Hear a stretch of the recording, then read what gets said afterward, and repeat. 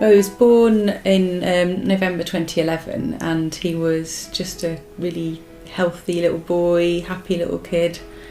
He never slept very well. No, didn't sleep very well. He was lively and a real smiley child, but he didn't grow very much, and he always had a cough. And we occasionally went back to the doctors and said he's still got this cough, and they listened to his chest and they said, oh, it's nothing. And then eventually he didn't put on any weight for 2 months. Between 5 and 7 months he only put on an ounce, and the consultant listened to his chest, couldn't hear anything, and we had a chest x-ray, and from the chest x-ray it was obvious that it was really bad. His chest was completely clogged up, and the consultant said, well, we don't know yet, we're going to do some blood tests, but it might be cystic fibrosis. And we thought, that's really hard, it's going to be really bad. And actually it turned out to be something which was more severe, which is cartilage hair hyperplasia, where your bone marrow doesn't work properly, and your bone marrow provides your immune system and it helps you to grow, and his immune system wasn't working very well. We came back to Southampton in September, didn't we? And by that point he'd had his bone marrow transplant, but it wasn't very successful, so he got a virus which passed into his brain. Your child's brain is already under attack from whatever it is, to then say, we'll do a biopsy on it as well. That was a hard call to make. The biopsy site didn't heal perfectly. The biopsy went pretty well actually, and didn't cause him any impact on how he was functioning, but the biopsy site itself, the skin healed fine, but the skull underneath did not heal, and left him with a hole.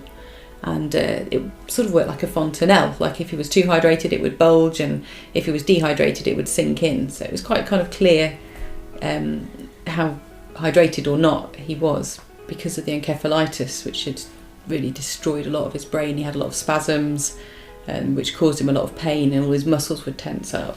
And so we were there 24/7. Andy would take over a couple of nights a week, but by the time we got back to Southampton he'd gone back to work full time. And on this particular night, when he woke up at 9:40, his fontanelle was just very slightly dipped. So I thought, he's definitely dehydrated.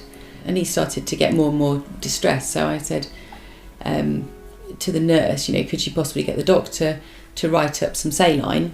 But unfortunately, although, as always, there was a junior doctor available on the ward that night, that junior doctor was caught up in looking after a child who was very seriously ill. The question really in my mind was, who else could help? It had to be a doctor to write up the saline. A nurse couldn't do it. Somebody should be coming to help him. His heart rate was really high. His breathing rate was really high. His heart rate was about 170 BPM. His breathing rate was up around 60 or 70. The more dehydrated he got, the more he was in spasm, the more stressed he got, the faster his heart rate was. And the only thing we could really do, apart from give him drugs, was to hold him and try and calm him down. So I was holding him in the room. It's quite dark. I couldn't put him down, and I kept asking the nurse, could she get somebody? And she said, well, no, the junior doctor is really busy. I said, well, can't you ask anybody else? Can't you phone the consultant? And I just, she said no, and I got the impression that she'd had a bad experience with a consultant in the past, when she'd called and it hadn't been the right time to call.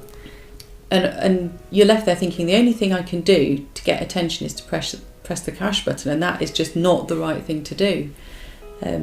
Eventually, about 11 o'clock, the junior doctor came round, because they managed to finish looking after the child. And they prescribed the saline, which helped, and then prescribed ongoing fluids for Isaac, because he really was very dehydrated by that point.